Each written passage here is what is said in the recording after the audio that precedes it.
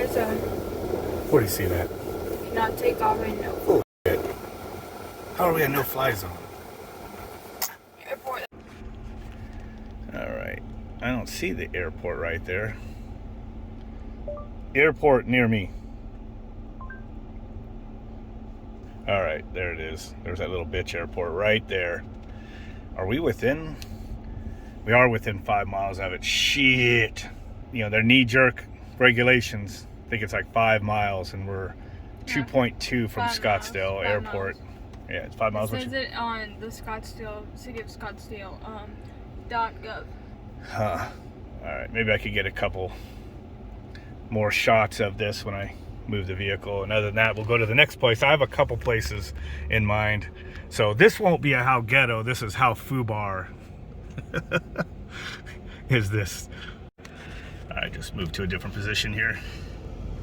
Get a little better look up and down. So just like over here, right, yeah, right there, which you can't see now from where I've moved, but there's one unit and another unit right next to it, blowing out the sidewall. One's blowing hot air into the other.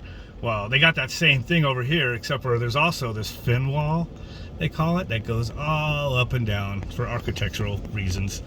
So it just compounds that issue. Just hot air stuck in there. So where's it drawing the air?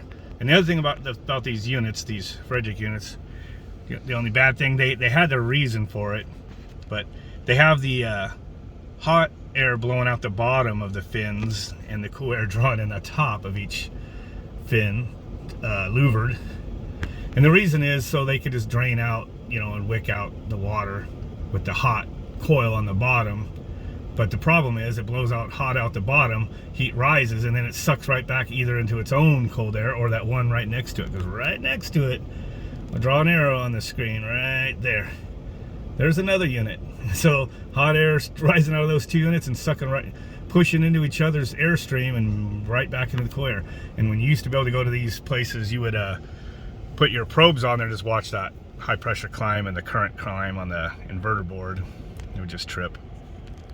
So just, units would probably kick ass if they were just, you know, like that, without another one blowing into them. But